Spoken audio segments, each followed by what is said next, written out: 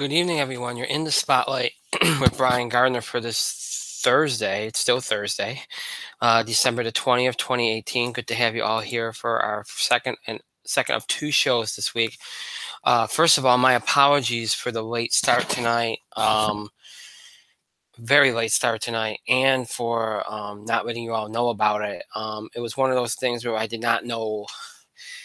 Um, I always like if I'm going to tell you off, I'm going to be late. I like to give you an estimate on the time, like, okay, when are we going to start? And by now we've been late so much that I think people notice. Like, if that's not on yet, well, chances are we're going to have a show. We just got kind of hang in there and wait and see when it starts, and you all do that.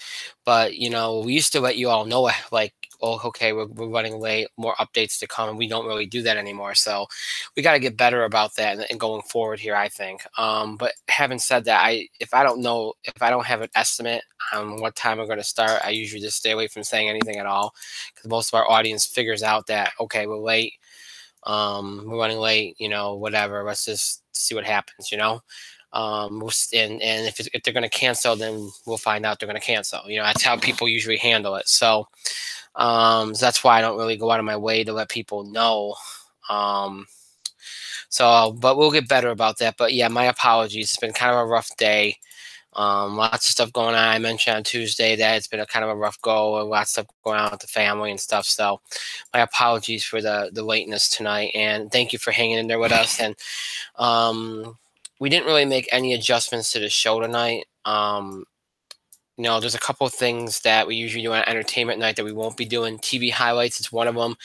As you all know, over the last couple of weeks, I've had a hard time with TV highlights and have not been able to get to as much TV and with no mic on these shows to offer up anything. And if I don't get the chance to get too much of anything, then that means we just don't have much in the way of TV highlights. So instead of trying to force a segment, we're just not going to do it tonight. So we'll bring TV highlights segment back in January when we have more things going on, more shows, and more to talk about. There's also no big entertainment news that I feel like we have to talk about right this second. So with that in mind, we're not going to do any entertainment news discussion. And again, let's not force a segment if we have other things that we can be talking about. So this show, which is usually an entertainment show, is going to end up being more about sports. As I told you on Tuesday, there's a couple sports things we were not able to get to on Tuesday that I said we would have time to do on Thursday, just because I want to fill up a show. I don't want to just do like one segment and be off the air in 20 minutes. So I said, well, let's just do some of the sports stuff on Thursday, including the college football bowl preview, and also some MLB stuff that we didn't get to on Tuesday. Well, we'll get to those things tonight. But in addition to that, we're going to do a little bit of NBA and NFL, because there's a couple of topics going on that are worth talking about. And the reason why I feel like we can do that is because really all we have in entertainment to discuss tonight is the box office beat, and that ain't going to take us very long. So I figured, since we're only going to do one entertainment segment, we could add more sports segments to the show tonight. And even with all this going on, all this stuff we're going to do tonight, we're still probably only going to be an hour show of that. So I'm going to try to move quickly. I want to give you guys a good show, but at the same time, I recognize it's 11:30 on a Thursday night. So I don't want to, keep you all. I know a lot of you have been very patient with us tonight, and it's late. So I don't want to, test your patience further. So, I'm going to try to get what we have to get in the show in, and get what we have to get on the show in, and then go from there without compromising the quality and that kind of thing. So again, thank you for your patience and your understanding, and let's just try to have a good show here and have some fun and be informative and all that good stuff. So with that, all that being said, as we start the show, remind you all the ways which you can interact and contribute to our show, have your voice heard by emailing us at itspotlight411@gmail.com. You can also follow us and tweet us at itspotlight411. Remember to use the hashtag itspotlight411 for anything you tweet regarding our show. And of course, as always, you can find us on Facebook. Just search In the Spotlight 411 on Facebook, and then make sure that you like our fan page once you're on it or once you find it, and then you can interact with us and all that good stuff. Those of you that did not get your ballot requests for this year's film awards into me before 10 o'clock for me time. Well, you got a reprieve because we obviously started late, so you had a little bit extra time. That's what happens if we start late. So, but if you have not gotten them in yet, that's it. The deadline is over with. No ballot requests will be accepted for this year's film awards. So no more ballot requests. If you haven't submitted a ballot request, you're out of luck. You can start participating in the awards process. You can still participate in the awards process once we get to the live voted awards. Those awards that we voted on live during the film awards in February, you can participate in those once we get that process started, which will be later in January. But until then, if you haven't submitted a ballot request, you're kind of out of luck. So yeah. So with that being said, that deadline has passed. The next deadline will be in January for the nomination round. We'll remind you all of that over the next couple of weeks. So if you have your ballot, you can continue to put together your nominations, and just make sure you get those in by the deadline in January, which I believe is I'm trying to look at the date. I'm sorry. January the 10th. So that's the deadline for the nomination ballots for this year's film awards. And the nominations will be announced on Thursday, January 17th. So keep that in mind going forward here. And anybody that has a ballot has all the important dates on the ballot, so you have all this information. But if you have any questions or concerns, you can feel free to bring them to my attention on either Facebook, Twitter. Remember, submissions can only be made by email only, but questions can be asked by email, Facebook, or Twitter. So that's another thing to keep in mind. Again, this is our second of 2 shows this week. Next week, we'll only be having 1 show. Same with the week after, due to Christmas Eve and New Year's Eve. Due to Christmas Day and New Year's Day, I should say. Next week, our next show after today will be a week from tonight, on Thursday, December 27th, 10 o'clock p.m. Eastern Time. And then after that, our next show will be on Thursday, January 3rd at 10 o'clock p.m. Eastern Time.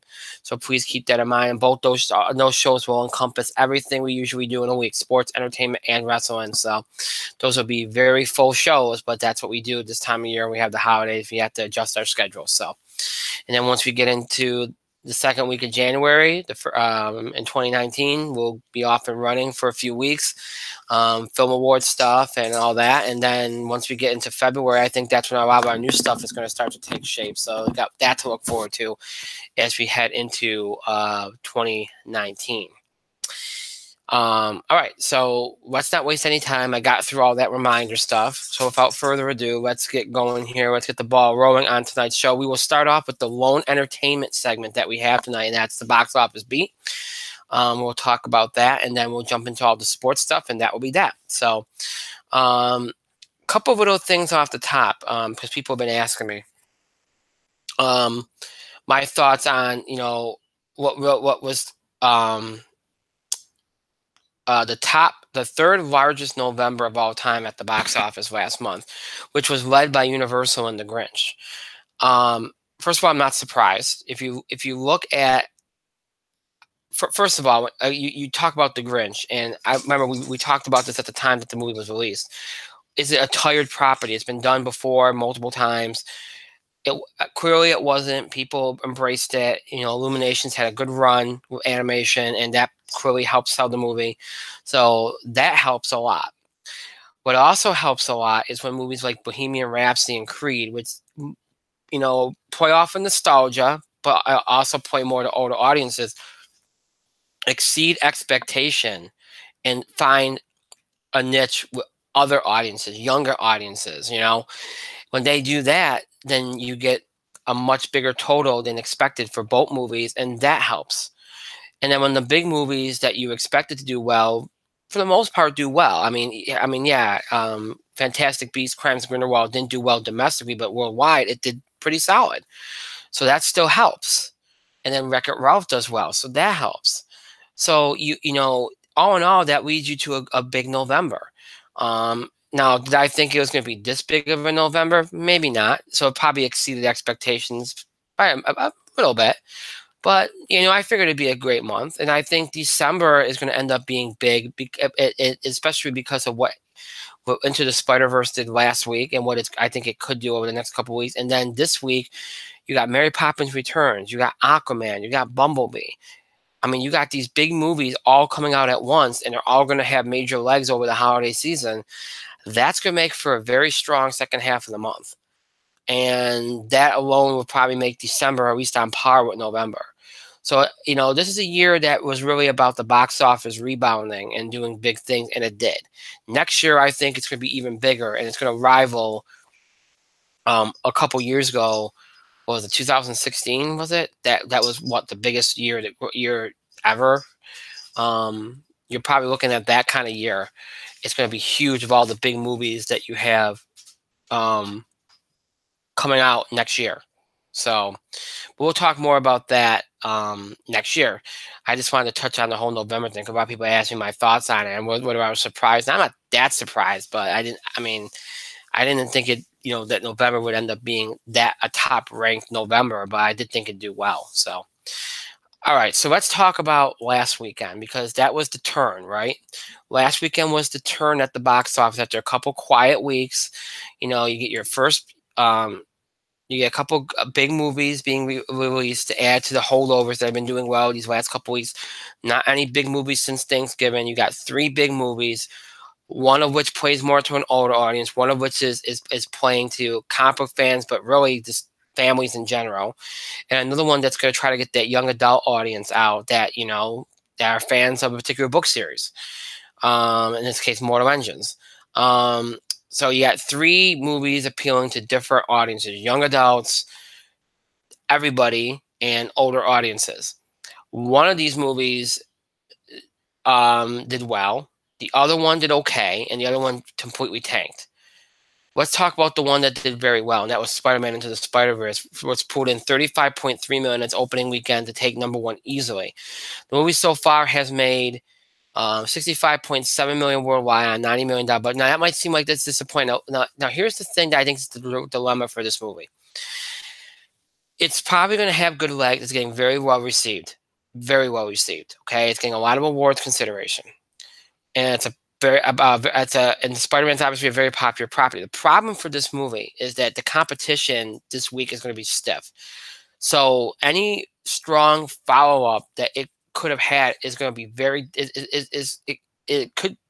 might not happen. I mean, if this is one instance where I think Sony made a big mistake. Let me tell you why. If they had, I know that the first 2 weeks of December are usually okay, super quiet, whatever, right? Sorry, a second. I'm going to try to fix this for you. Here we go. All right. Normally, it's a quiet 2 weeks, right?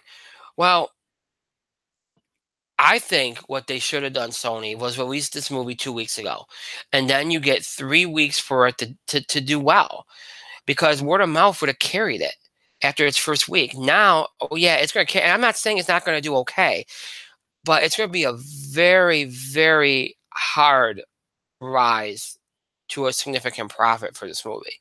It's got a $90 million budget, and so far worldwide, it's what, $65.7 million. Now, after this weekend, it'll probably be close to it, but it should be making much more than that. It's such given how well it's doing with the audiences and critics. So we'll see. Maybe I'll be wrong about this, and the competition won't make much difference. But I just think this movie's going to get cut off at the knees because there's so much competition this week.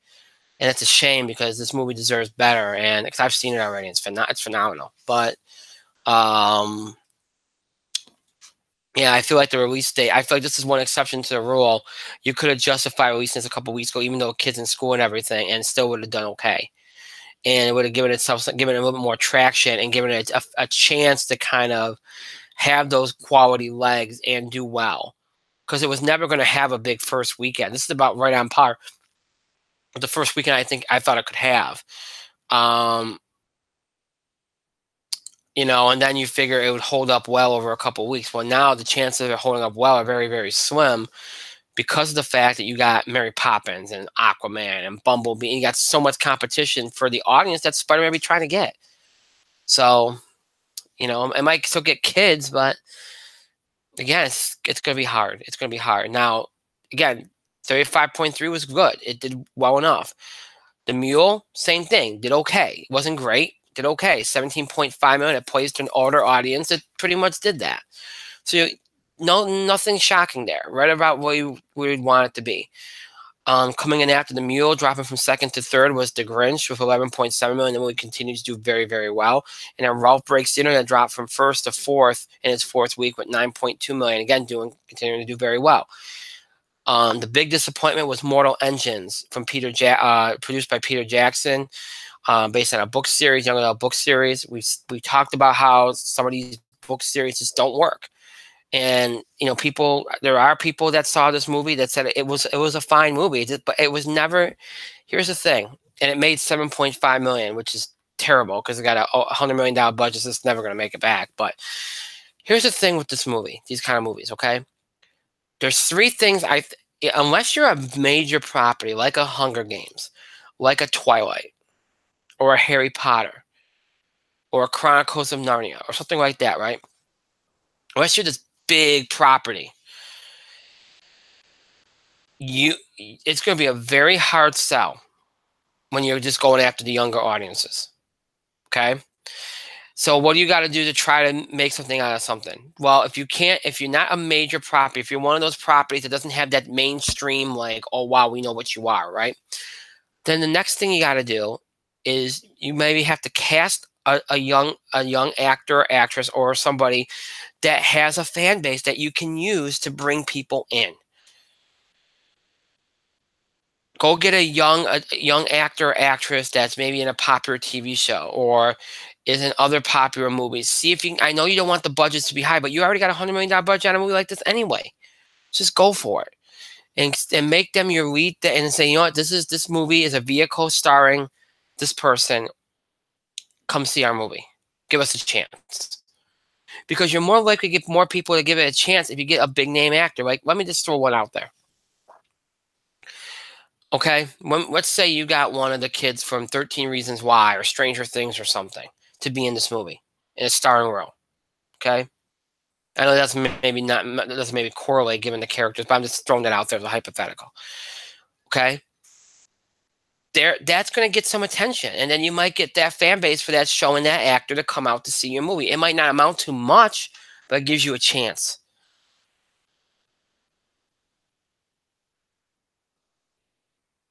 That's what I'm saying. Or you go get somebody from Riverdale, or you go get somebody from one of the other hot shows out there that goes after young adult audiences. Do something like that.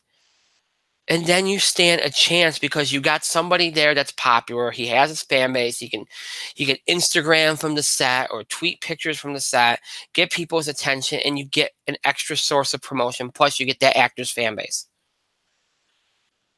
That's what you got to do if you don't have a big property that's popular or that's on a mainstream level. If you can't do that, okay, and you're not a big property, then maybe what you do is you go out, you keep the budget low enough. Maybe scale it down a little bit, keep it low so it's a low risk, high reward type deal. I know it's hard with some of these movies, but gotta do what you gotta do. So that's kind of the way you gotta look at it. I looked at this movie. I knew I said it had flop right over. Plus the time of year it was released. That's another thing. Kind of like Spider-Man. Maybe you should have released it 2 weeks ago, or you release it in September or late August when the expectations are lower. Things that you may gotta think about.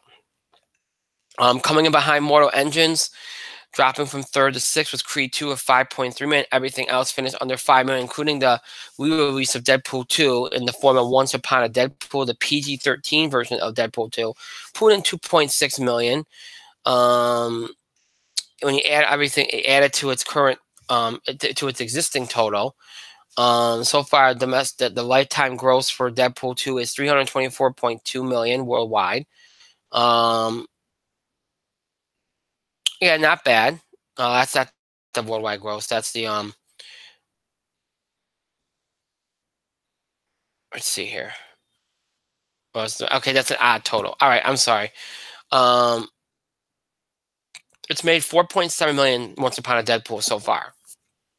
We're not counting it with Deadpool 2's total. So that's why I got it wrong. But if you did add it to Deadpool 2's total, let's see, is that what, 4.7 million right now?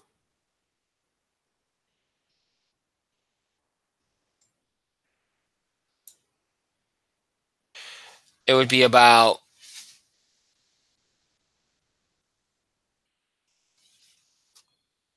it'd be 740.3 million worldwide. So pretty good. So anything that movie makes is gravy at this point. So all in all, it ends up being a fairly decent box office, which we expected. We didn't think it was going to break the doors off. We just thought it'd be a decent weekend. And that's exactly what it was. Now the expectations are higher, and that started last night with the release of Mary Poppins Returns. So let's talk about what was released yesterday. There was a documentary, They Should Not Grow Old, which was released on Monday from Warner Brothers, opening 1,142 theaters. That won't factor into much of anything. Makes $1 million. That'll be it. But Mary Poppins Returns, which opened last night, will factor into things. The musical from Disney opened in 4,090 theaters last night. It's already made 4.7 million. It's going to do well. It stars Emily Blunt, Lin-Manuel Miranda, Emily Mortimer, Julie Walters, Colin Firth, Meryl Streep, Dick Van Dyke, and Angela Lansbury. It's got a lot of buzz. You all know that. I don't have to sell you on this. So you're expecting big things from this movie. Then you have the movies that are either expanding or opening tomorrow. Those that are expanding, The Favor, a drama from Fox Searchlight, expanding into 788 theaters, starring Olivia Colman, Emma Stone, and Rachel Weisz. I was getting a lot of buzz, R-rated. Again, maybe $1 million, $1.5 million, 2 million tops. We'll see how that movie does over the next couple of weeks as it continues to expand. And you got Mary, Queen of Scots, a drama focus features expanding into 795 theaters. Again, R-rated. Starring Margot Robbie, Cerise Ronan, and David Tennant. It's already made 1.2 million domestically. Again, maybe $1 million, $1.5 million, 2 million tops. What you're looking at for that movie. And then you got the big releases, 4 of them. So again, big week all at once, all these movies. It's kind of weird how that happened. You thought there'd be maybe a few that would wait till next week to come out with Holmes and Watson, but you got Welcome Tomorrow, a drama for Universal, opening in 1,911 theaters, starring Steve Carell, and directed by Robert Zemeckis. $39 million budget, PG-13, so the budget's not too high. Welcome Tomorrow's a weird movie because it seems on the surface like it's going to play to an older audience, but it also has some elements that you feel like could appeal to a younger audience, because Steve Carell does carry a younger audience with him. That's maybe the millennial kind of audience.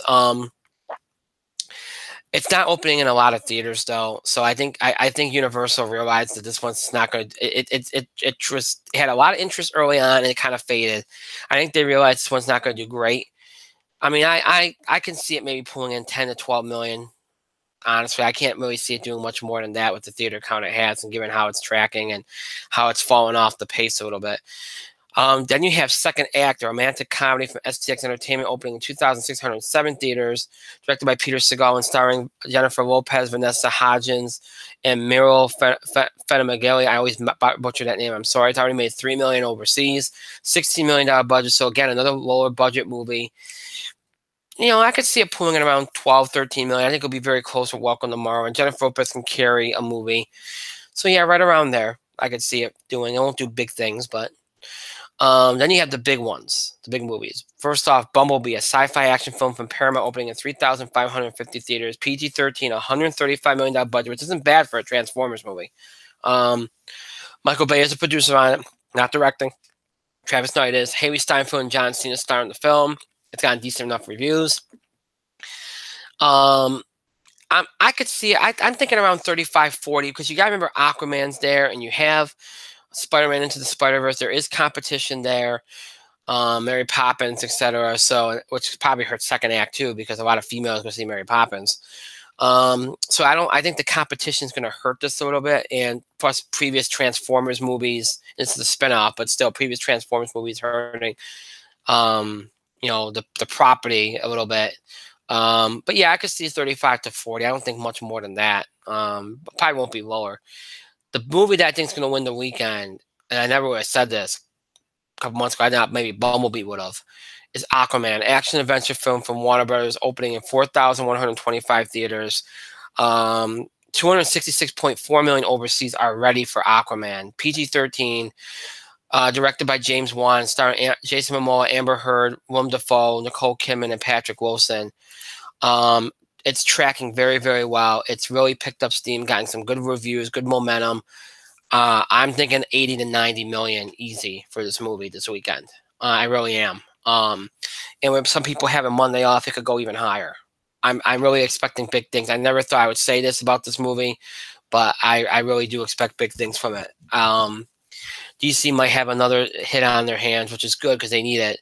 Now I'm not, some people are like, well, are you going to count Christmas Eve and Christmas Day? No, we're not. I'm just doing the 3 days here. But I think Aquaman, Bumblebee, Mary Poppins Returns are going to have a phenomenal 5 days here. I really do. I think you're going to see some records broken. That's what's going to lead to a very good December on top of what you had in November. And a lot of people have asked me, well, do you think we could see a similar situation this weekend to what we saw last year, where you had Jumanji and Greatest Showman and Last Jedi all come out at once and all do well? I think you could. I think that proved to you, and we saw this also with Sherlock Holmes and Avatar and Alvin and the Chipmunks. During the holidays, you can get multiple movies to do well, especially if they appeal to different audiences, which these movies kind of in some ways do, in some ways they don't. But I think that you will see that this year. I think you'll see a very good 5 days here. I think all these movies will do well enough. So we'll see what happens. It's going to be incredibly interesting to see. And I think the most fascinating story, because we knew going in Mary Poppins was going to do well. We knew Aquaman was going to hold its own. Bumblebee was going to hold its own. But now we're seeing something with Aquaman where this could end up surpassing our expectations, where Aquaman ends up being the story of this holiday movie season, which we didn't think was going to happen. I think we all suspected that it would do well enough. Maybe it would even beat everything else. But this could end up not only beating everything else, but it could end up destroying everything else. And there's a possibility that Mary Poppins Returns and Aquaman will piggyback on each other, because those were the two heavyweights in many people's eyes. And I think most people thought Mary Poppins would probably exceed expectations. Well, now it looks like Aquaman could do the same thing. And how high is the question? And if Mary Poppins piggybacks on Aquaman, then and then there's the other thing where Aquaman's appealing to females because females like Jason Momoa. So could that hurt Mary Poppins? I doubt it, but you never know. So we might see the piggyback effect. We could see Aquaman hurt Mary Poppins. Mary Poppins could hurt Aquaman. It's a lot of things to look at here. I really don't think neither one of those movies are going to hurt each other. I think if anything, they might piggyback on each other. But it's interesting to take everything into account. So it should be a very interesting box office weekend here, and 5 days, and as you go into next week and the first week of 2019. These next couple weeks, that's really the holiday movie season. It's going to be interesting. It's going to be very, very interesting. Very interesting to see how it all unfolds and develops. Now,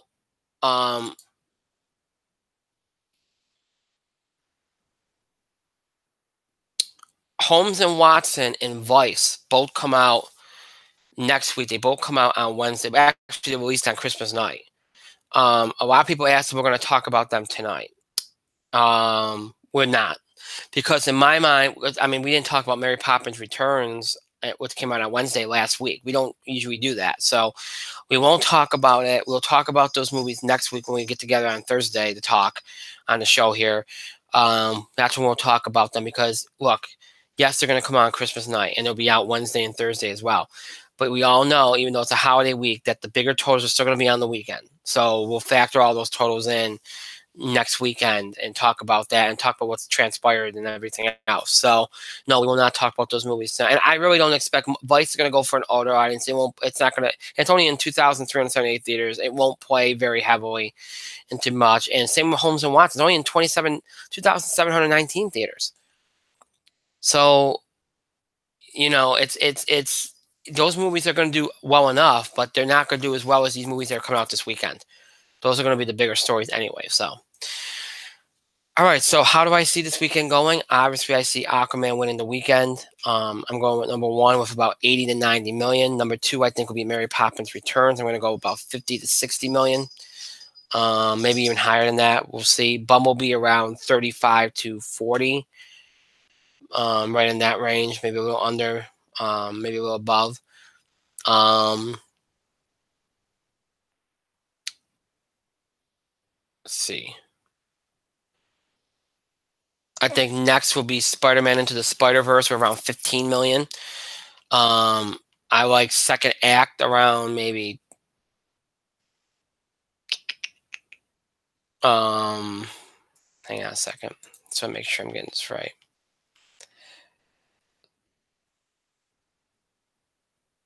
Yeah, I'm gonna go with second act around maybe 12, 13 million.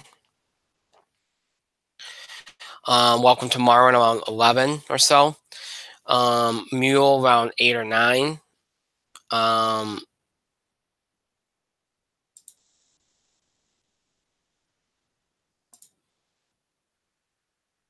We'll go with The Grinch around what, 7 or so, 7 million. Wreck-It Ralph around maybe 6, 6.5. Mortal Engines I think will fall under 5 million. Do I think anything else would be over 5 million? I'm trying to see. The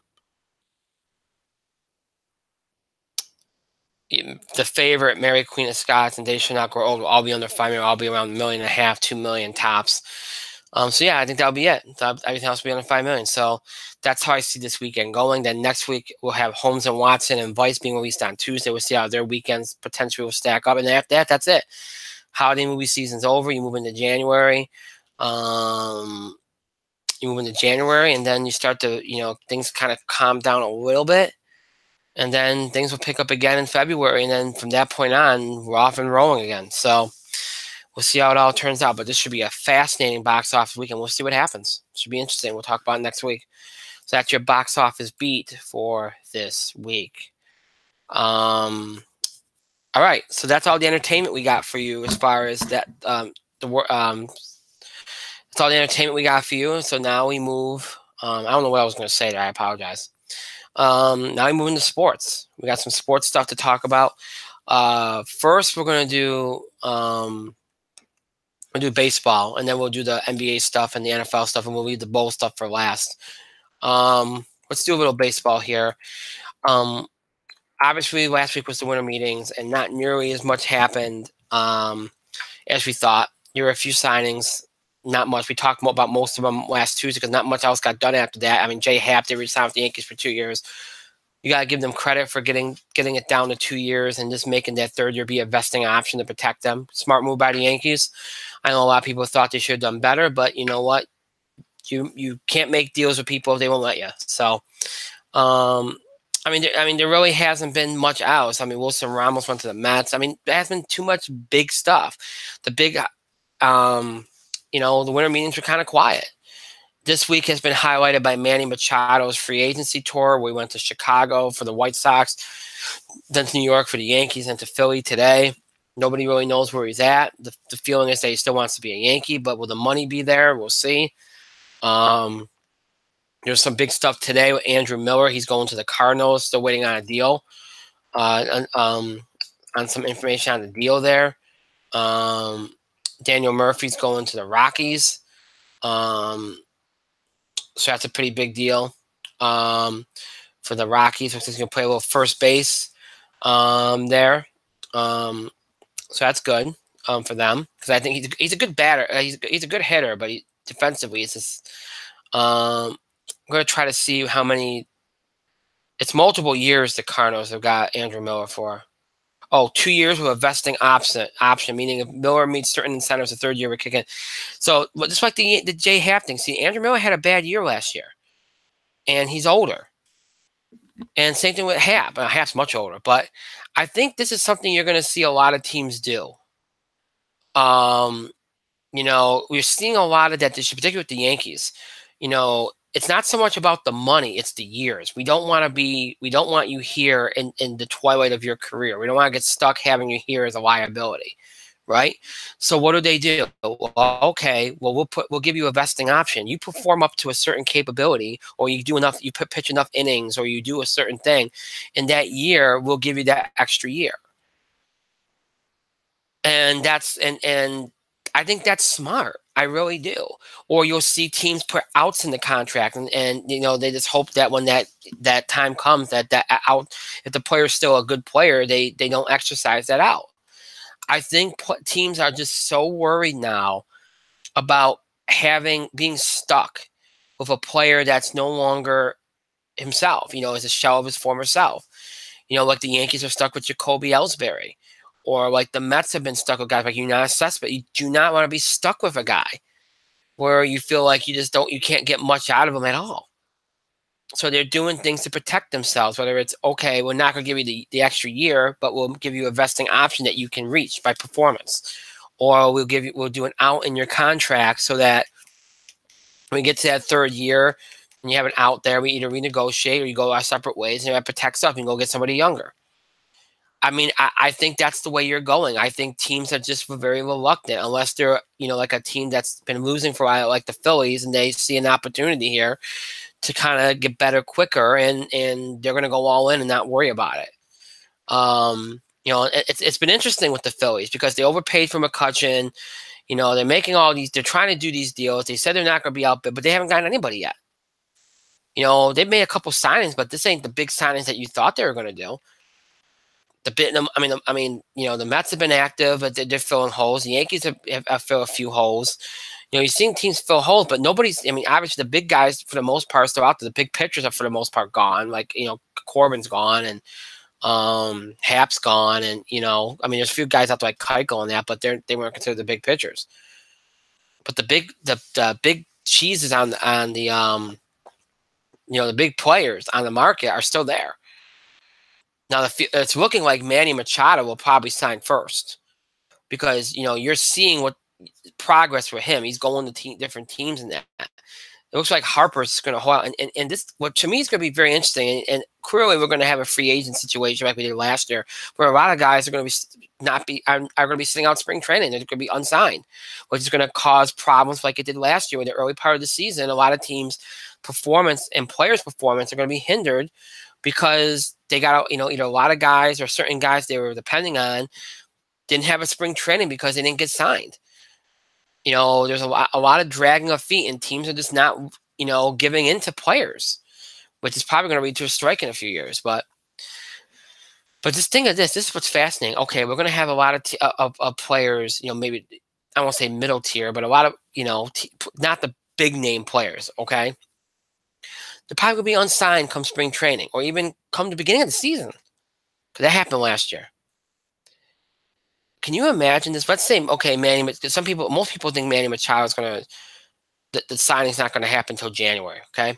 Which is possible because it's Christmas, yeah, and we still don't have anything. Let's say that happens. Let's say Manny Machado signs like on January 5th or 6th or something like that. Okay, and at that point, Bryce Harper finally decides to start like being active. Like, okay, I'm going to do what Manny just did. I'm going to go visit some teams. We're going to see what we got. And let's say that takes another 2 weeks. And then, and I don't know if Machado is going to do this or not, because it seems like he's set with the teams. Like, at least with Manny, it seems like it's down to 3 teams. Bryce seems like he's more open to a bunch of things, right? So, there's going to be that period of negotiation where teams have made offers, and then, if there's a particular team you really want to go to, you call that team back. If their offer's not as high, you say, hey, do you want a counter offer? And then you do that back and forth with the teams. Machado's only got 3 teams to do that with. Bryce Harper is probably going to have more. So you figure his period will last longer. Manny's could last maybe a week or so of back and forth, right? You figure. Well, Bryce has a lot of teams, where he's kind of going back and forth like, hey, this team offered me this. What are you going to offer me? That could last a few weeks or well over a month. And then you're into February, and Bryce Harper, one of the prizes of this class, could be unsigned at spring training.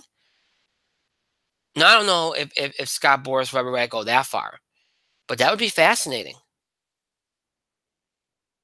and would probably hinder Bryce a little bit and whatever team he goes and signs with. And one thing that I'm going to be really curious about, because Manny, he's always been linked to the Yankees, right? Now, the Yankees have said they're not in on Bryce Harper, which I think is ludicrous because I think that should be on both. Because this outfield situation, Brett Gardner's probably going to retire after this year. Jacoby Ellsbury's not going to play. You don't know what you're going to get with Clint Frazier. Stanton's not a great outfielder. Most times you play him at DH anyway. Aaron Hicks is a free agent in what, 2020, a year or two. You might need Bryce Harper. Now look, Mike Trout could be a free agent in a few years. So I could see a lot of teams like, well, I'm not going to go after Bryce Harper, but Mike Trout's the better player and he's younger. And I like to call that the LeBron principle. Well, LeBron's going to be a free agent in 2021. Let's start preparing now. I don't like when teams do that. Because what happens if you don't land him? I don't care who you are. I don't care how confident you are. What happens if you don't land him? Look what the Knicks did. They did all that they cleared all that cap space. They went all in on trying to get that free agent, this free agent, and they get none. And then where are you at? You got nothing. You cannot put a team together with that kind of philosophy. Because if you do, you're going to be, if you get screwed over, you're done. So what do? You go out there and you get the best players available to you at that moment if it works for you. And then in a couple years, if there's another player out there that works for you, you go get them. Because here's the thing. Let's say, because this is why I'm bringing this up for a reason, because so much has been made about Manny Machado and the Yankees. What about Bryce Harper and the Yankees? Why can't they do both? Think of it this way. Let's say the Yankees go get Bryce Harper. Like, let's say things, it gets to about late January. Bryce Harper's still not signed. He's not getting the contract he wants. The Yankees give him a low ball offer. Like, it falls into their lap, like so many other things that, like Teixeira did years ago and all these other things, right? Trades and all that. Let's say he falls into their lap and he says, you know what, I'll go with a lower contract offer. Let me sign with you. Let's say they get Bryce Harper, too. Now, somebody's going to say, well, where is he going to play? Well, I'm sorry, Brett Gardner is not a starting outfielder in 2019. He's a bench player. He's a bench player. So you can play Bryson left, you move Judge to left, and you alternate between Judge, Harper, Stanton, and Hicks. And then, or you move Hicks. Hicks is a streaky player. You don't need Hicks if you got Bryce Harper. So you trade Hicks, and that allows you to keep Andahar. And move him maybe after this year, and maybe move him to another position. You could use Hicks to go get a pitcher or something else you need. Gives you options. And it gives you a lefty power bat. Because think about that. Manny Machado and Bryce Harper in that lineup. Because, and somebody's going to say, well, who's going to bat leadoff? You don't have Hicks, you don't have Gardner. Who bats leadoff? You might consider putting Gleyber Torres there. That might be the guy you give it to. That'd probably be who you give it to. Let's just say hypothetical they give it to Gleyber Torres, okay? So you got Gleyber Torres. You keep Judge at the 2. Harper's your 3. He's a lefty batter. If you keep Stanton at 4, you could put Machado. I'd probably keep Stanton at 4, Manny Machado at 5.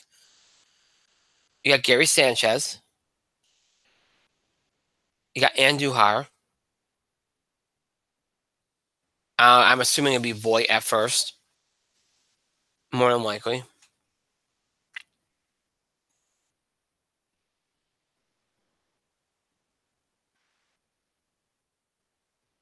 I'm trying to think about who the other guy would be. I mentioned Stanton. I think I'm missing a player. Catcher, third base, second base. I said that Torres, who would be playing second, would lead off. Judge and right, second, batting second. Third, I said would be Bryce Harper. Fourth, Stanton or Machado. If everyone's not in fourth, will be in fifth.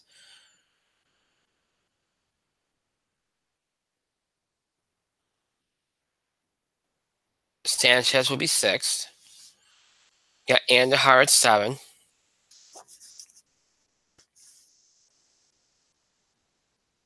Luke Voigt at 8. Who am I blanking on for the 9th? I said Harper. I said Stanton. I said Judge.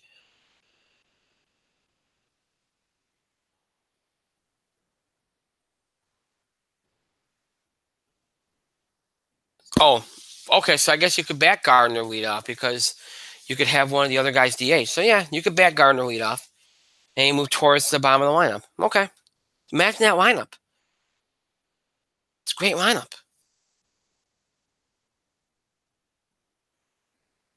They could do that. Get some options. Will they? We'll see. If they don't have to go all in on too many years, I think they would. As of right now, I think they'll get Machado. I don't think they'll get Harper. I really don't think they want Harper. They might be saying, hey, we'll go get Trout in a few years. And the Yankees can afford to stay there because they're covered there for the next few years.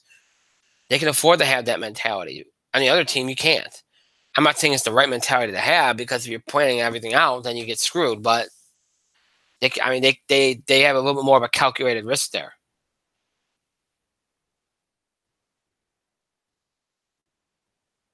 So the Manny Machado thing is fascinating.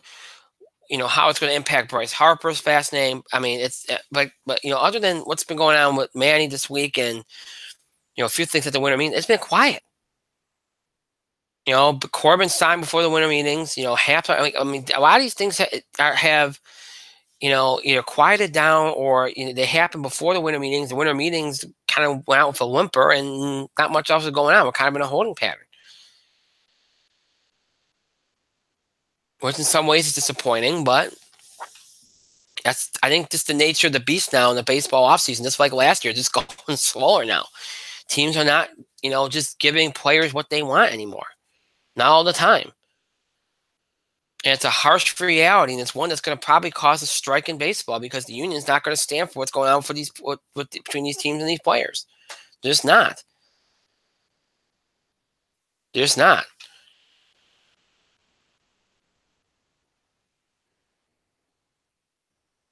Now, unless something happens tomorrow around the weekend, I think next week will be a quiet week for off-season stuff, and then things will pick up again after the new year.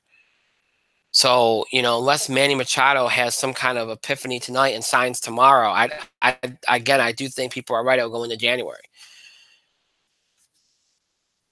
So, I don't anticipate anything big going down soon.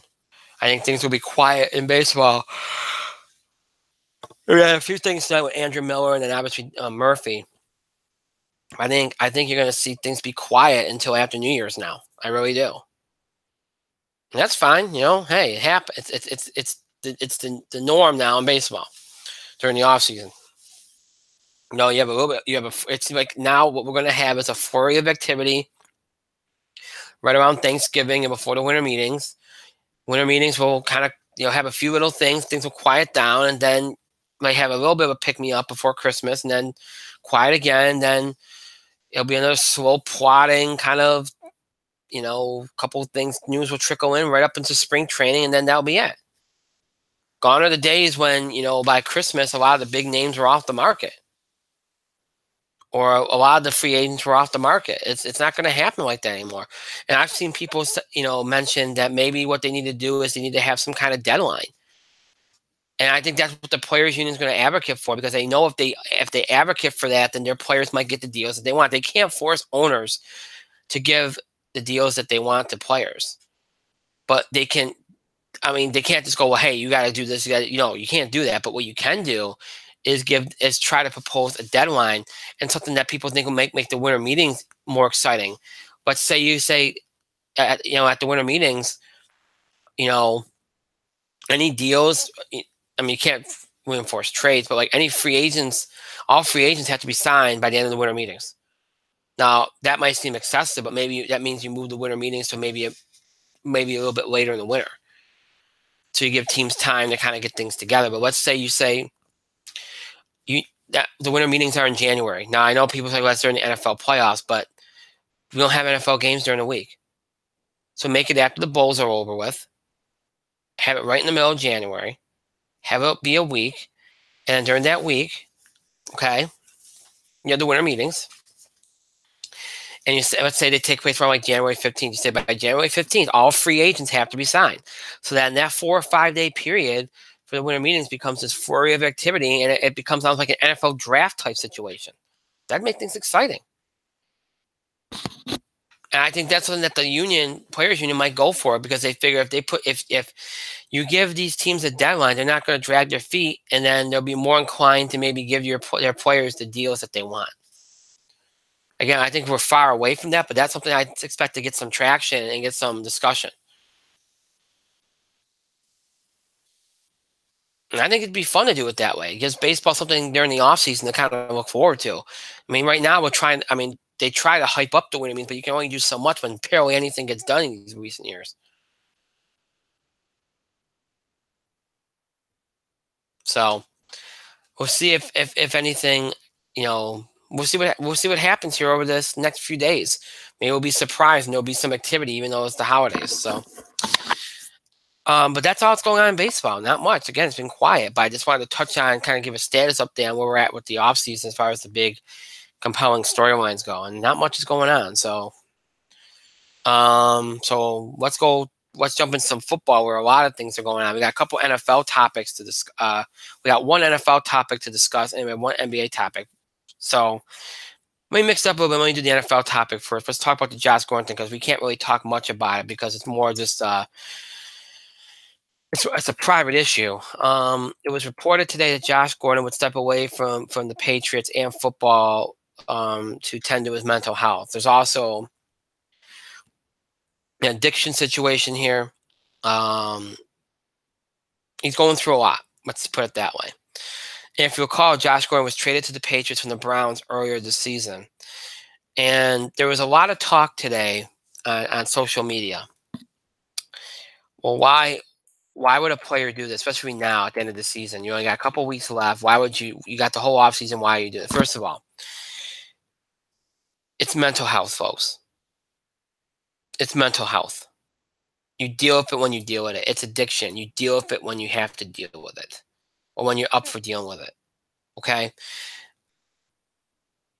The least of somebody's concerns in that situation should be football, and what time of season it is, and who you're playing for, whatever.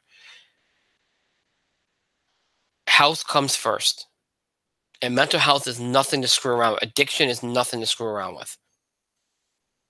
So all this stuff about how, oh, wow, it's being selfish. Oh, wow, he's being dumb. Why would you walk away now? You're finally going to you're getting your chance. You got off the Browns. You went to the Patriots.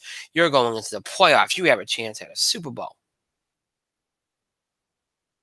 Why would you do this? Why would he do it? Because he's not healthy. He's having problems. He's having personal problems. He's having addiction problems. He's having problems with his mental health. And it's very likely that the game is stressful for him. The environment could be stressful for him. Maybe it's too much for him. Some guys can't handle the pressure of being on a big team in a sizable market that has a lot of expectations. Now, people would say, well, Cleveland's a big city, and they always have expectations. But, okay, let's be fair here. The Browns, nobody expected the Browns to do anything this year. And even though the fans and everybody involved wants the team to do good, and you always go into a season with expectations about, we want you to succeed, we want this team to win. The Patriots are a different animal. Just like the Cowboys are a different animal, or any team like that's a competitor and that's a big team is a different animal. There's a lot of pressure that comes with it, and if you can't handle it, you can't handle it. And if he already came into the situation with addiction problems and mental health problems, that being on the Patriots could have exasperated it. It doesn't mean anybody did anything wrong. It just means that just the mere idea that he's on a team that seems like they're on television every week, that has the expectation to win a Super Bowl every year, to win every week, and playing with Tom Brady and Bill Belichick.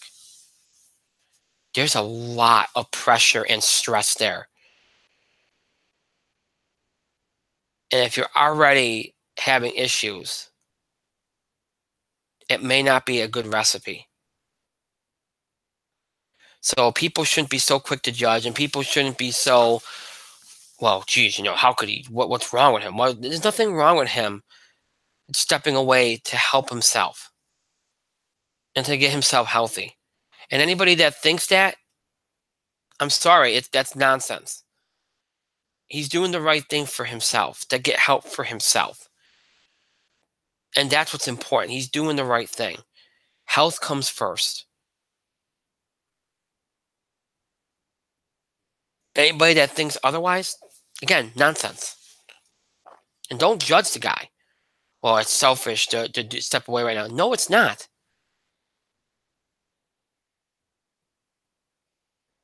No, it's not.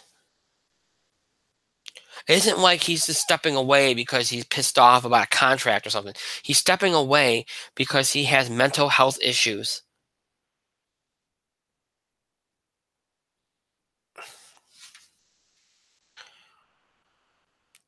That's why he's stepping away. And yes, he would have been suspended anyway because of the substance abuse policy, yes. But still, he probably would have stepped away on his own. At least that's the way it seems. And you can't fault him for that. If you do, again, you're full of it. I'm sorry.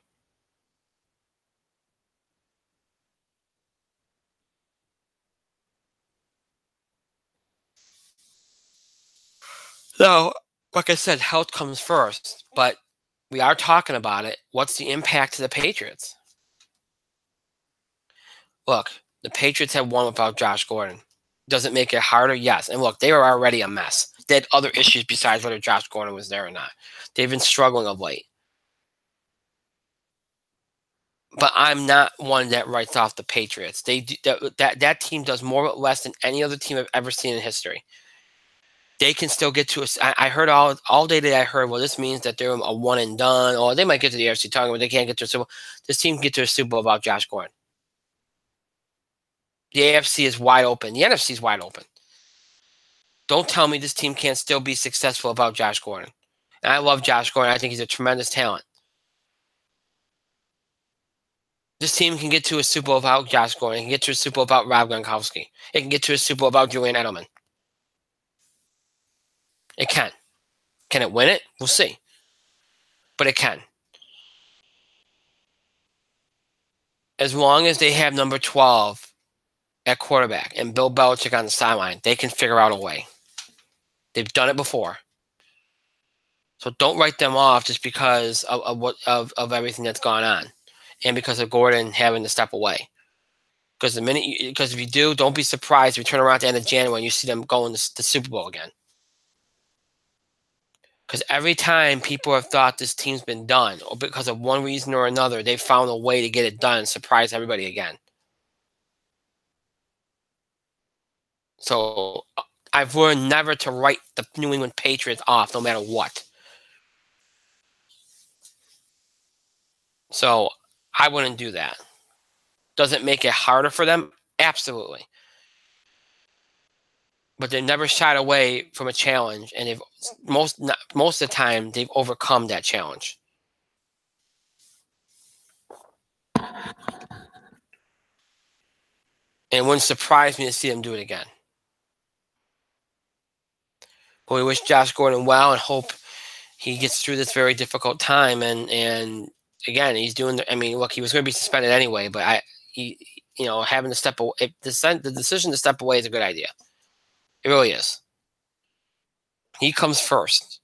That's the bottom line. His health comes first.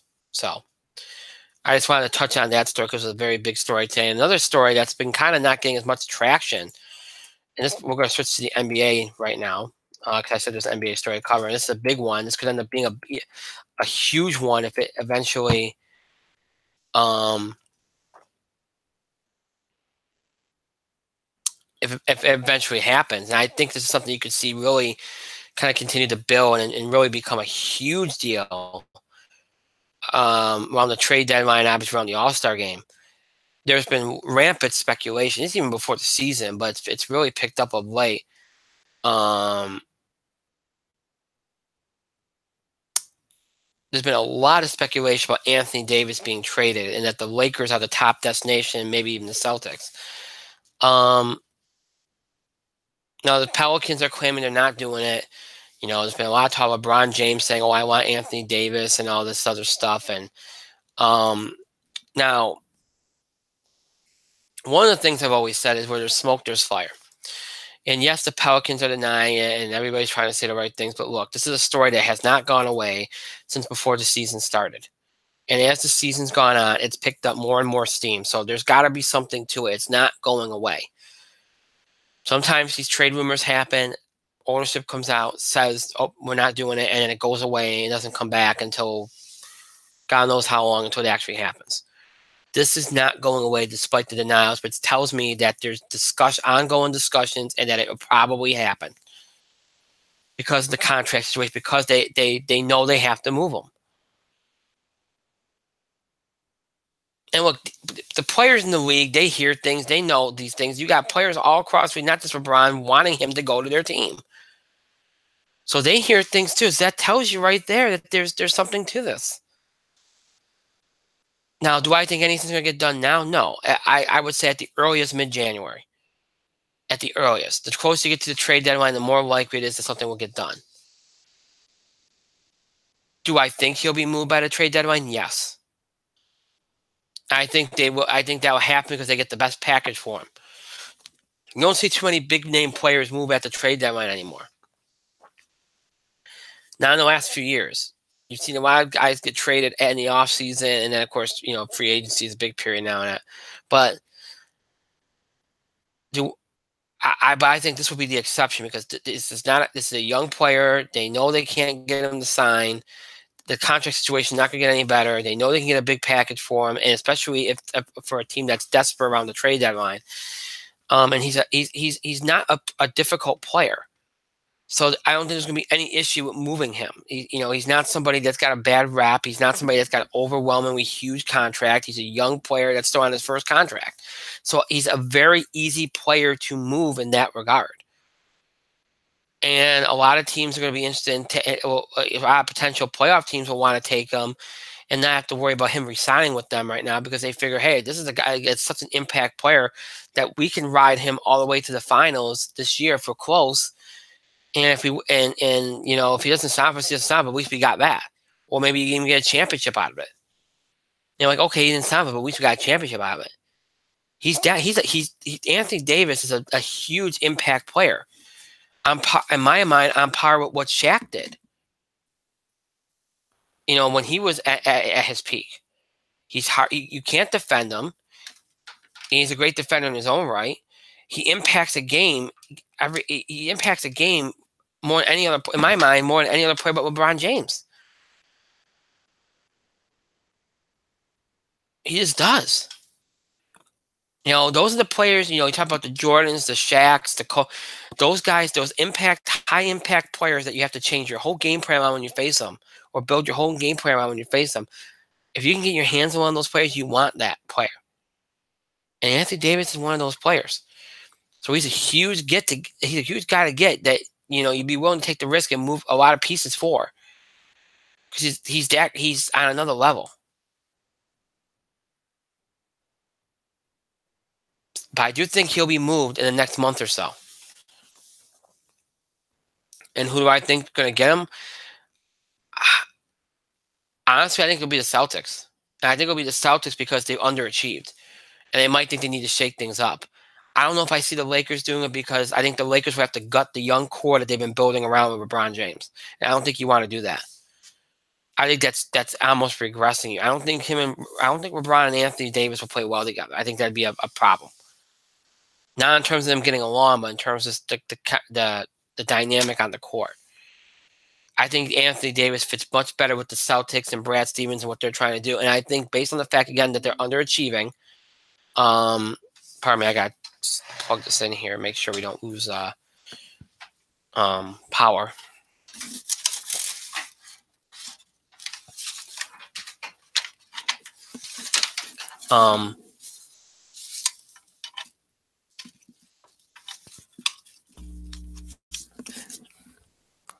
I apologize if you got a full view of my rear end there, but that's the charger was over there, so I had to bend in that direction. But so sorry about that. I usually do that before the show. I was hoping that we're running longer tonight than I expected, so I thought we could get to a show before the charge went off. But anyway, with the Celtics where they're at right now, and I could see Danny Ainge saying, "Hey, we need to shake up. This would do it."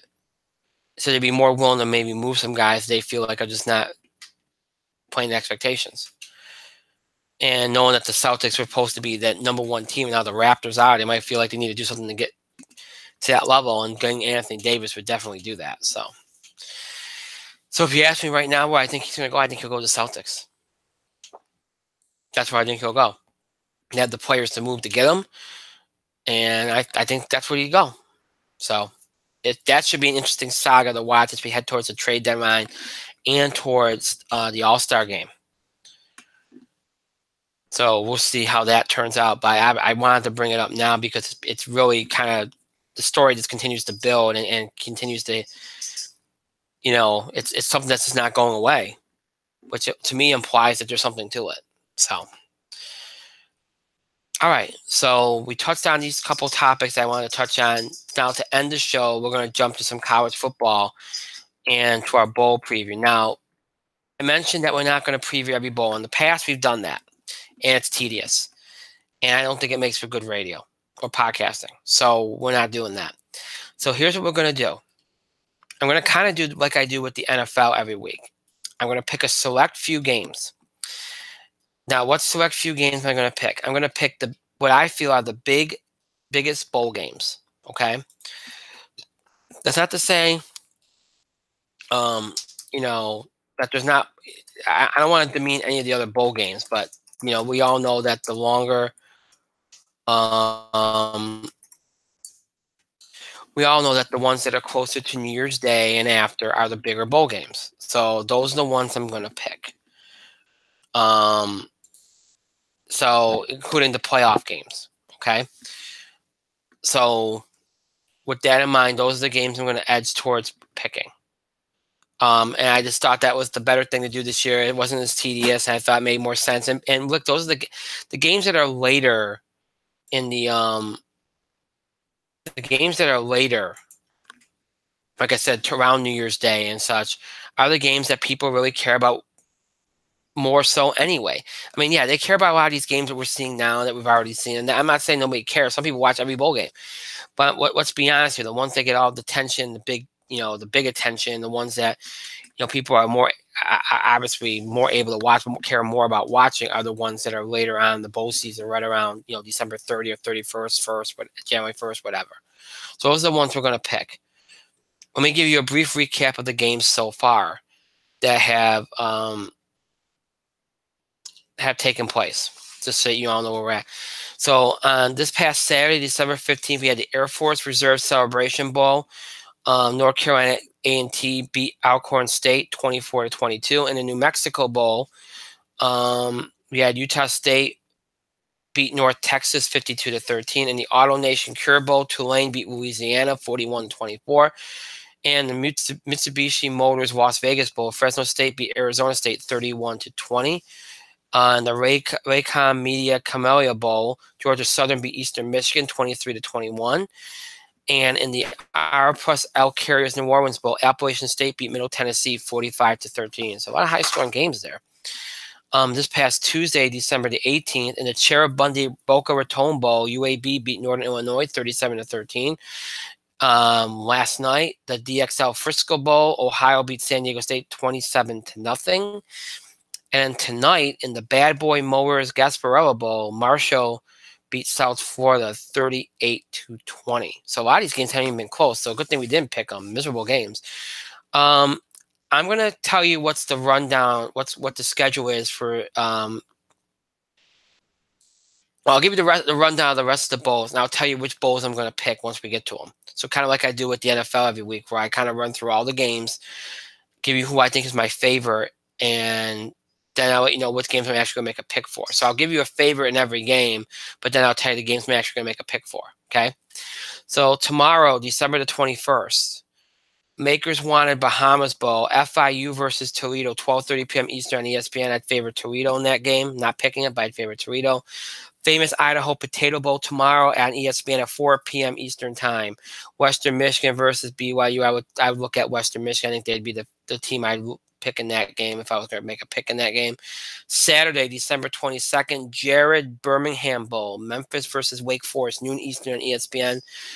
I'd favor Wake Forest in that game.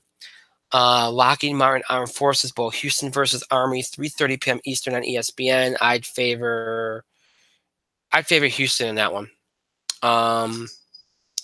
Dollar General Bowl, Buffalo versus Troy, 7 p.m. Eastern on ESPN. I like Buffalo in that game. That'd be the favorite in my mind. SoFi Hawaii Bowl, Louisiana Tech versus Hawaii, 10:30 p.m. Eastern on ESPN.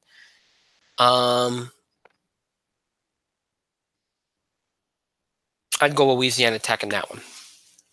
That'd be the favorite in my mind.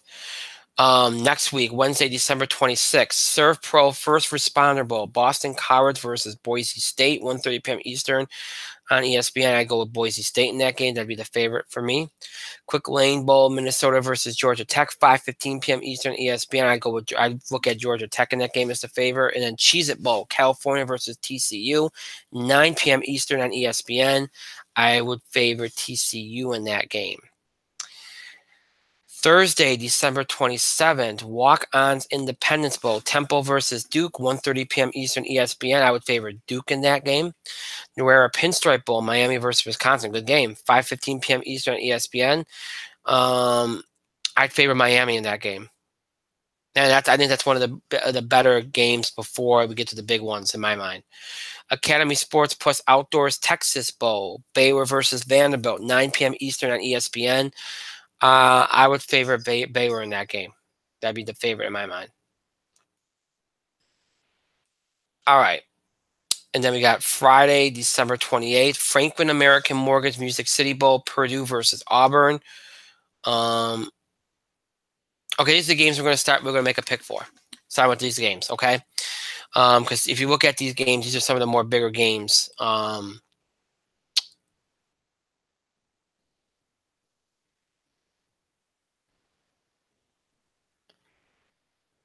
on a second. 1, 2. I just want to see how many games I'm going to pick here.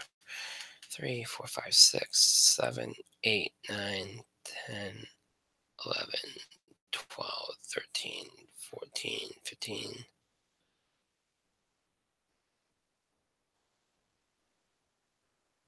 Okay.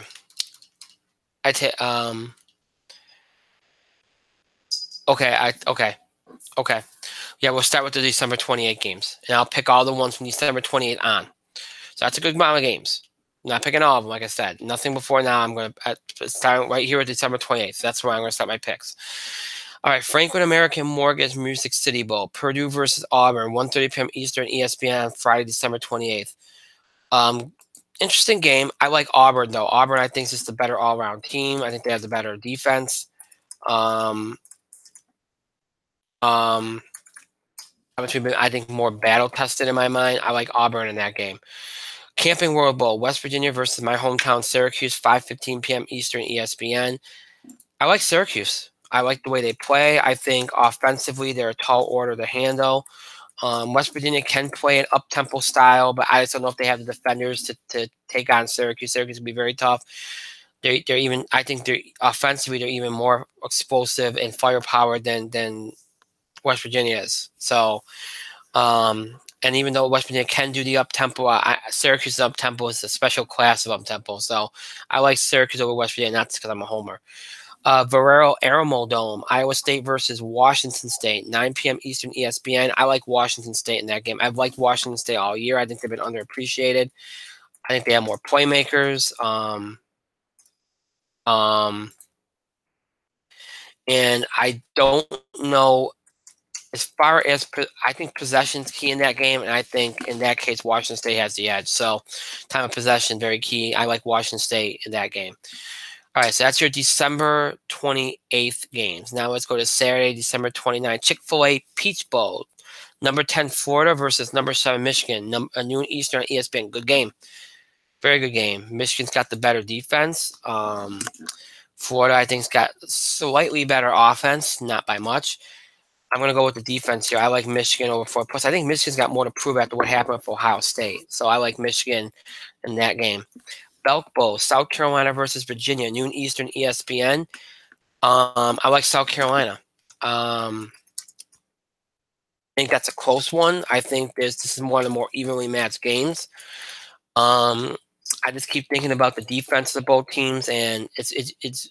I think there might be more defensive players of impact on South Carolina than Virginia. I think they both got good defenses, but I think South Carolina is slightly better in that regard. I think they have more playmakers on their in their secondary, and I think they got some guys that can present more impact problems for Virginia. So I like South Carolina in that game. Nova Home Loans Arizona Bowl, Arkansas State versus Nevada, 1:15 p.m. Eastern on the CBS Sports Network. No, I really like the game.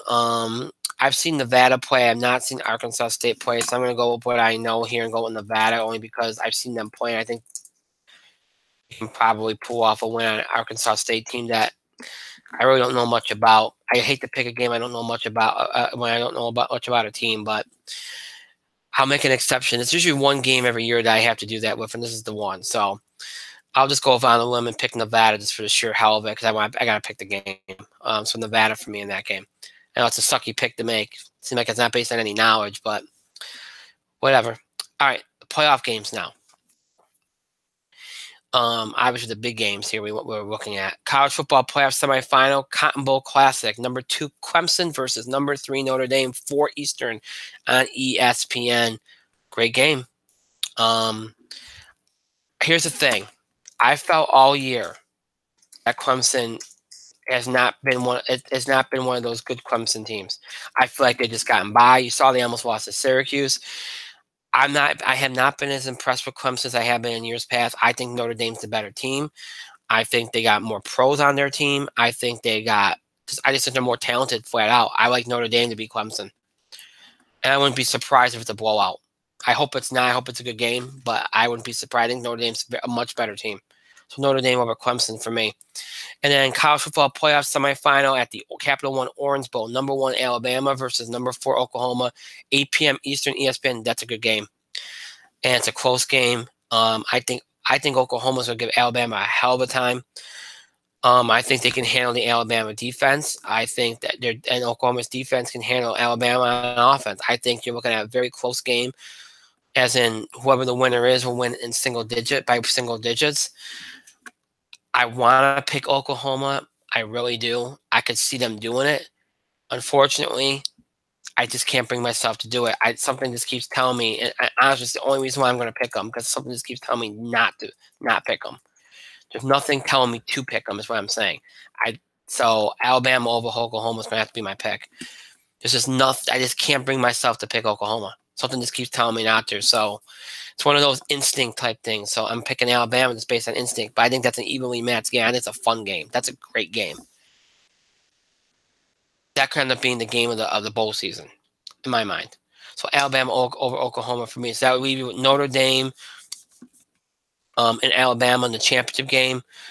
If that's the game we get, I probably still will go Alabama, unfortunately, even though I think Notre Dame might be the better team. I just think Alabama will find a way to get it done. But I'm not going to pick the championship game until we actually get to it. So don't expect me to make that pick tonight, because you don't know what you're going to get in that championship game. I'm just saying, hypothetically, if that's what we get, Notre Dame, Alabama, I'd pick probably Alabama. All right, let's pick the rest of these bowl games. New Year's Eve, Monday, December 31st, Military Bowl, Cincinnati versus Virginia Tech. Noon Eastern, ESPN. I like Virginia Tech. That one's an easy pick for me. I think Virginia Tech is a far better team. Sometimes you just got to go with the better team. It's that simple. More talent, just better. Virginia Tech over Cincinnati for me.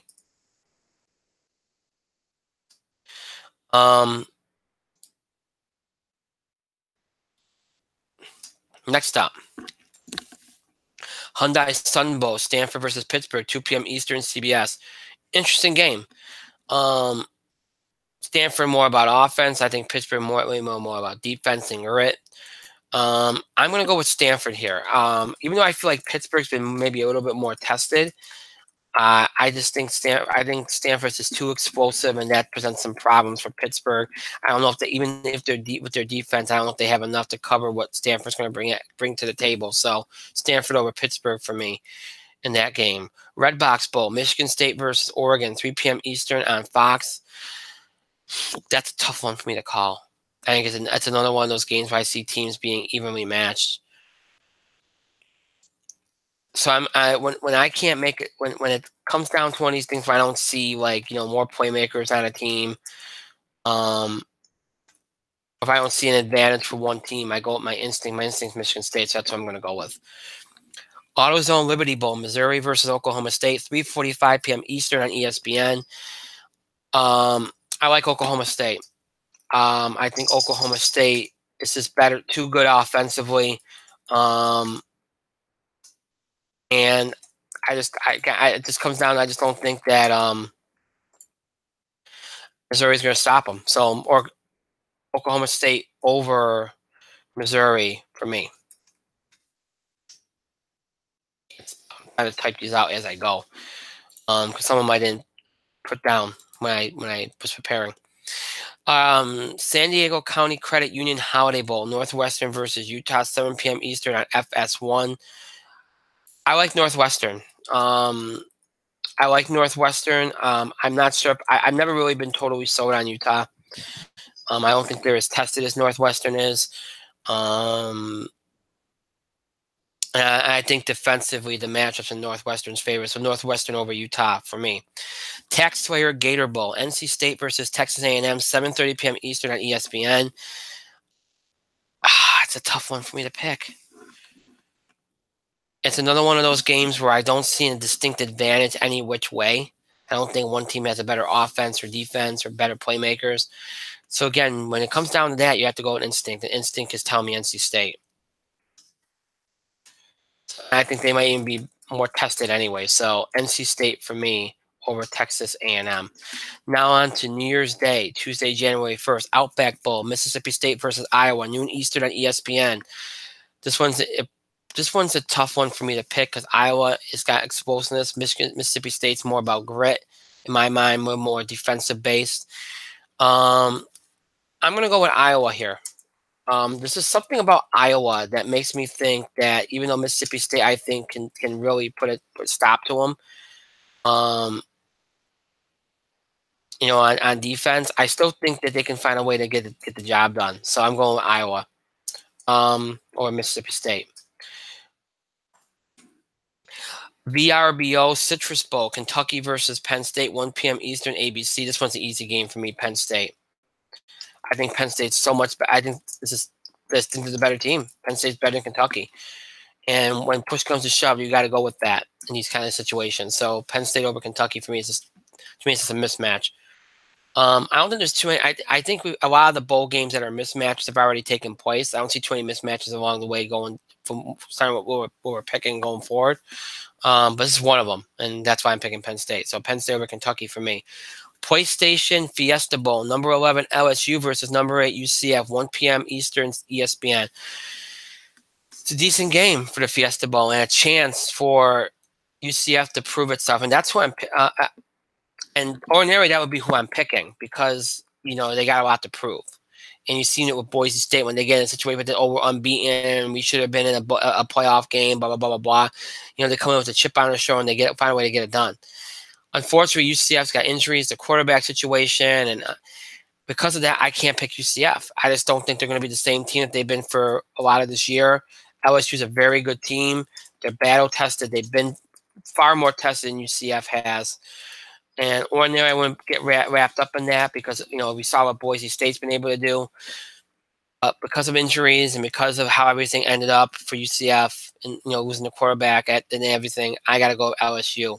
So LSU over UCF in the Fiesta Bowl. It's a shame because that should be a good game. I think it might still end up being a good game. It's a shame how things ended up for UCF, and I think that's going to, it's going to hurt them. Rose Bowl game presented by Northwestern Mutual. Number 9, Washington versus number 6, Ohio State. 5 p.m. Eastern on ESPN. It's a very good game. It's a good game. But it's a game that I have to go for Ohio State on. I think Ohio State's got momentum. You saw what they did to Michigan.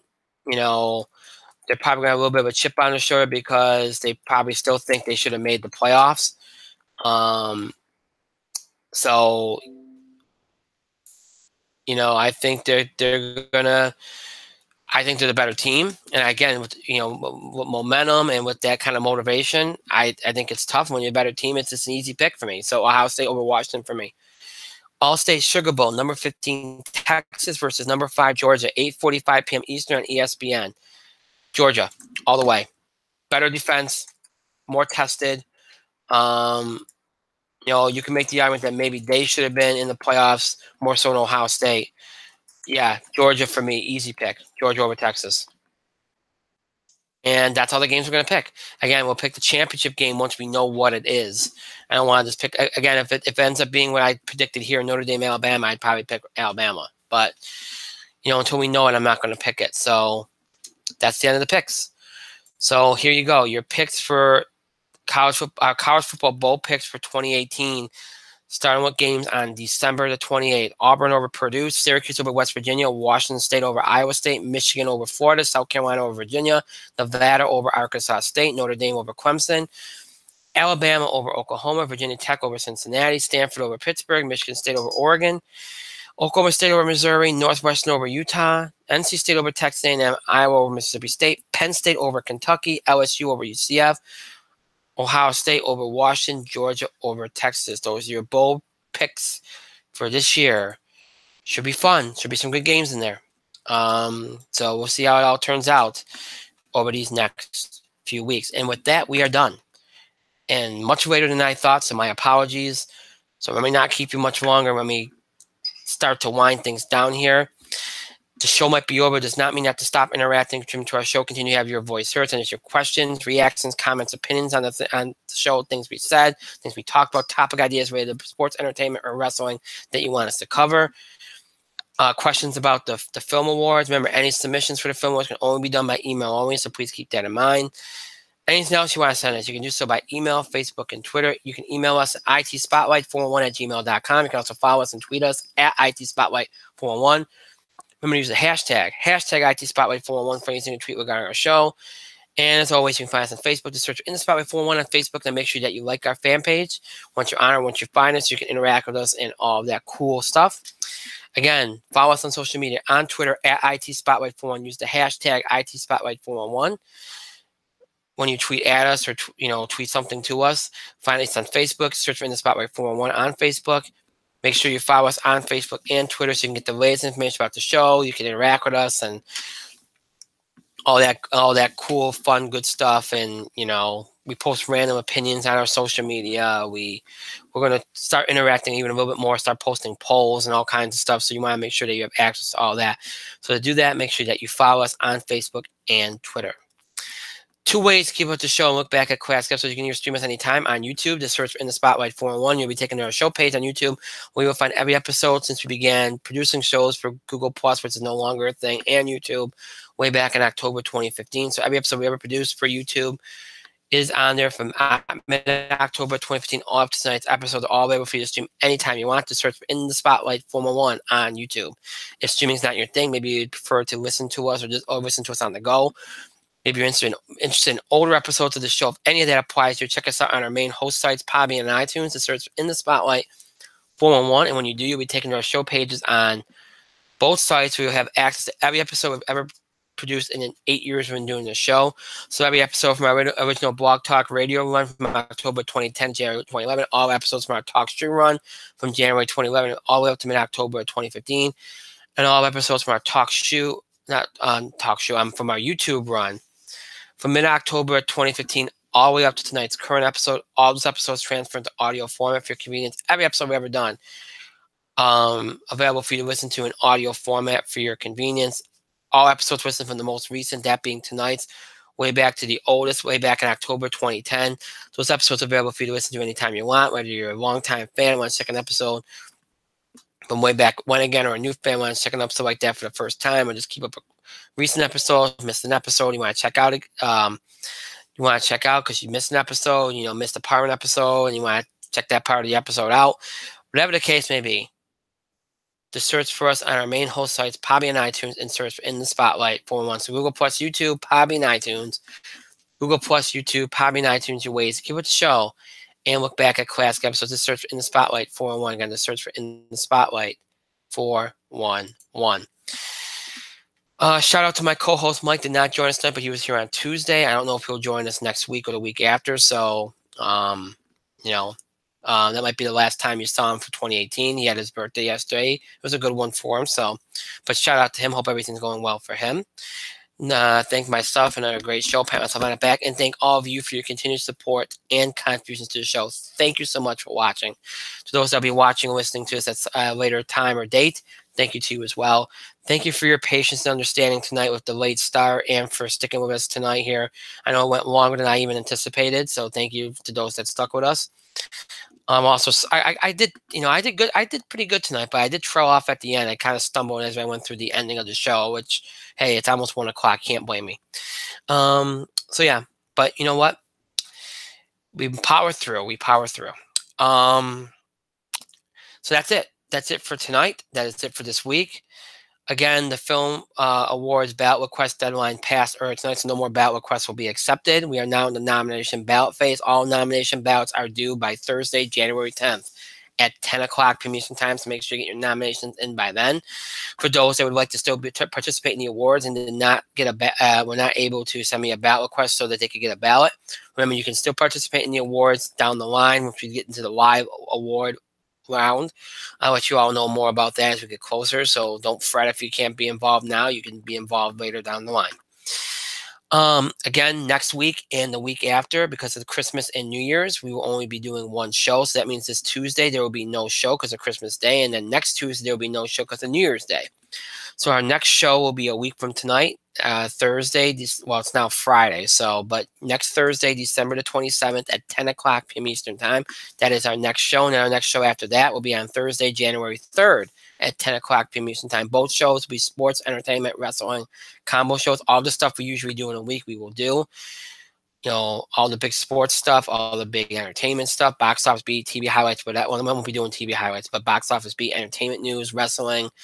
We'll talk about, probably won't be much wrestling, but we'll talk about it anyway.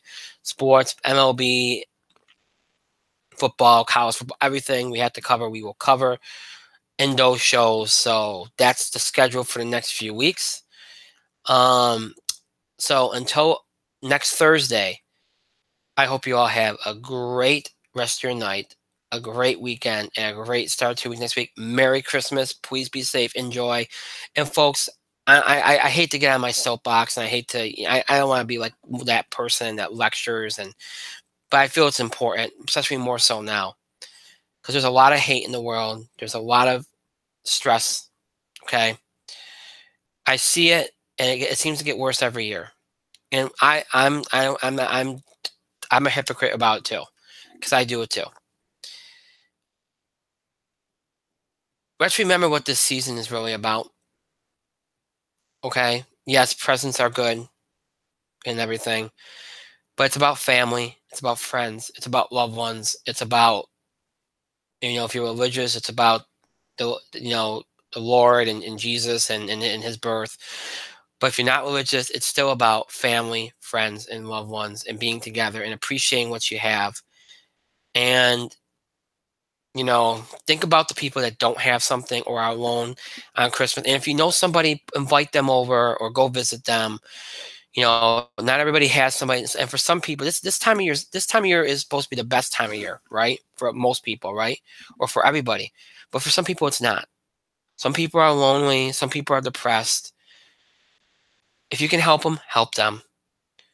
And if there's nobody in your life that you know, or there's nobody you've come across that is of that is like that, well, at least think about people like that, and make sure that helps you appreciate what you have. Um, and don't make this a stressful time. Okay, I know people like, oh, I got so many more gifts to do, and I got this to do, I got wrapping. You'll get it done. It'll be okay. Okay, don't get upset. Calm it down. Enjoy the season. It's a beautiful season, and remember what it's about. That's what you need to do. I've been trying to do that myself. I haven't always been successful, but I've been trying to do that myself this year. Um, and I think everybody should do it. And things, and really all year round. Everybody leads hectic lives. We're always in a rush, and I think people need to stop that. I mean, I know we all have our lives, we have our jobs and everything. We have to get on time and all that other stuff. I get it. I get it. Believe me. But everything is rushing and hectic and stress. And I think in the new year, I think everybody would be better off, and this world would be better off if people take your time, breathe, and just take everything in and go about your lives and live every day you can to the fullest. I think everybody would be better off if you did that. So this food for thought here, as we approach the holiday season here. And again, I don't want to lecture, and I'm not trying to be like, oh, all philosophical. I'm just, this time of year you reflect on things, and I'm extra reflective this year. So as somebody that's got a forum here and stating my opinion stuff, I just felt like I should say something like that. So anyway, please, folks, enjoy your holiday. Have a very happy Merry Christmas. Enjoy and appreciate every moment that you have, and just remember what it's about. That's all I'm saying. So enjoy, and we'll see you back here next Thursday, December the 27th, 10 o'clock from Eastern Time for our next show. Until then, good night, everybody. Merry Christmas.